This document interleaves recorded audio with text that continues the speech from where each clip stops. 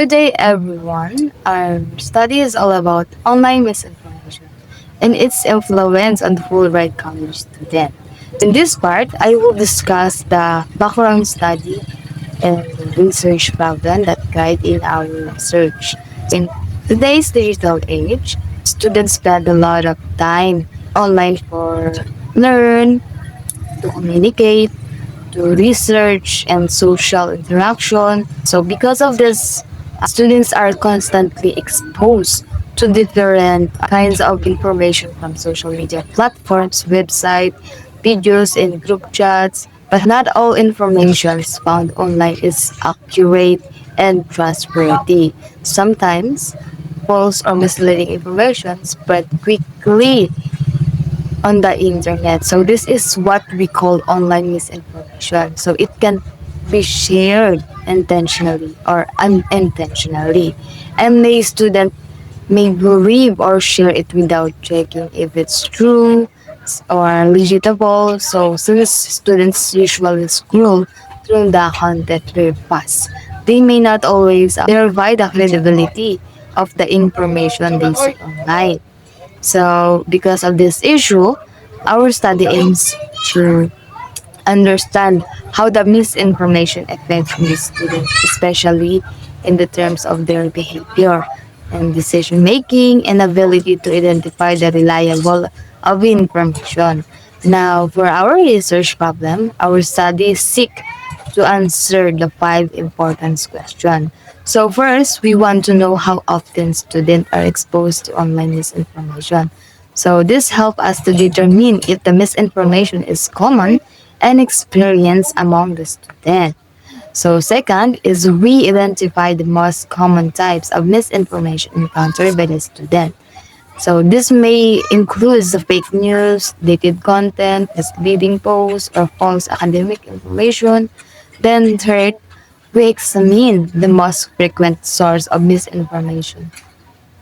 So this includes the platform like TikTok, Facebook, and YouTube, my website, and group chats. Then fourth, we explore how often verify online information. So we want to know if the student is fact check information before believing or sharing it to other people or friends. Then lastly is we study how misinformation influences student behavior. So this includes its effect on opinions, decision making, trust in information, and even academic performance. So in overall, this study is important because it helps raise awareness about misinformation and encourage the student to become more responsible and critical users of online information.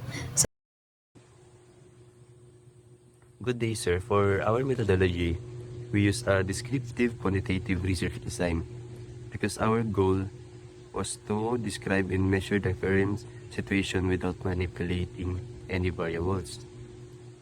And the study was conducted at Fulbright College and include currently enrolled students from the ECT, Education, PhD, and Criminology departments. We gathered data from 252 students using pervasive sampling, meaning the respondents were selected based on a specific criteria relevant to the study. Our main tool was a researcher-made survey questionnaire distributed through Google Forms. And it had five parts. First one is demographic profile. Two is frequency of exposure. Three is types of source of misinformation. Four is verification habits. And the last one is effects of misinformation on behavior. We analyze the data using frequency, percentage, and weight mean in Microsoft Excel. We also follow ethical standards such as voluntary participation, informed consent, anonymity, confidentiality, and data security. Based on our results, most of the respondents were 18 to 20 years old, female, and third-year students. This tell us that the participants were mostly typical college-age students who are active online. For exposure, the students said they encountered online misinformations, sometimes with an overall weighted men of 2.97. What stands out here is that the most noticeable form was AI generated content like deepfakes appearing as a real news, which had the highest mean in the section. This is important because deepfakes are becoming more realistic, and that makes them harder to detect and more dangerous for the students who rely heavily on visual content. So the lowest rated item was the pink slime websites, which suggests either that the students do not encounter them or that they are not yet familiar with what these sites look like. So the discussion here is that the misinformation is not only present, but it is also becoming more convincing, especially on platforms where students scroll quickly and trust what they see. The types of misinformation students encountered most were edited or misleading photos in videos, including the deepfakes at 81.0%. So was followed by political fake news or propaganda at 70.6% and false health or medical advice at 53.2%. So this tell us that the visual misinformation and emotional sensitive content are the most common form student face online. In other words, the misinformation is not just written fake news, it also appear in image and videos that look real at the first glance. Another major point is the sources of misinformation. Facebook was by far the biggest source, with 94% of the respondents identifying it, followed by TikTok with 52%, and group chats through Messenger or Viber, as well as friends or classmates, are also common sources. This means that misinformation spread most strongly on platforms students use every day. Because these platforms are part of their daily routine, so false information can spread quickly and feel more believable. And for verification habits, the overall weighted mean was 3.62, which mean students generally agreed that they verify information. The highest rated habit was checking the credibility of sources before believing information, with weighted mean of 4.18. They also agreed that they compare information across multiple websites and use fact-checking sites like Verifile and Rappler.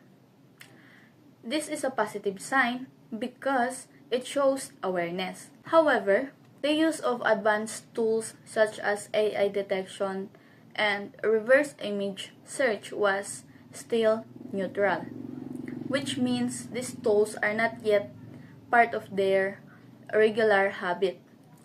This matters because basic checking may be enough for simple false claims, but not for manipulated photos, videos, and deep fakes. Next is for behavioral effects. The overall weighted mean was 3.15, interpreted as sometimes.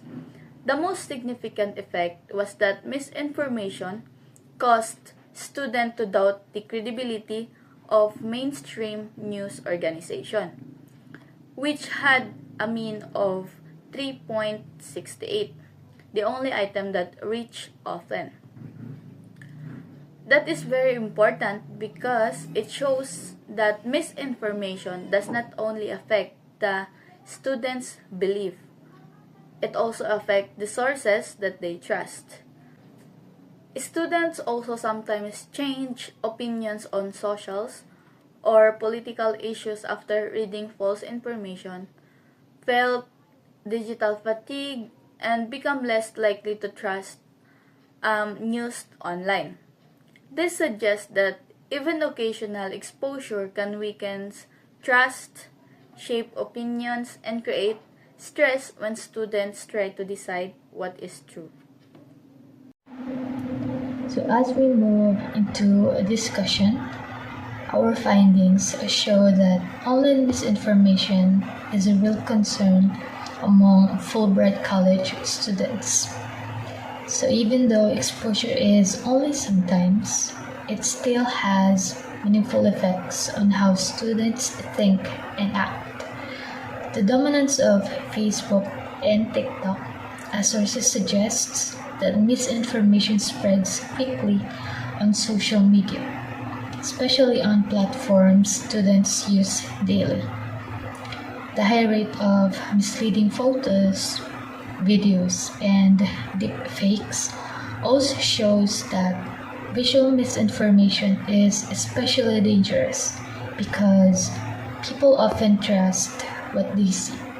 So the results also show that while students already have basic verification habits, many still do not use advanced tools that could help them confirm if content is real or fake. So this means digital literacy is present, but it still needs to be strengthened. So students may know that they should check information, but they may not always have the habit or motivation to do it consistently.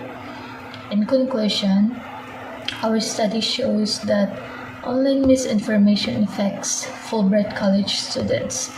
Even when exposure is not constant, it appears most often through social media, especially Facebook, and in the form of edited images, videos, and deep fakes. Although students are already verifying information in basic ways, the school can still help improve their digital literacy through seminars, classroom discussions, and awareness programs.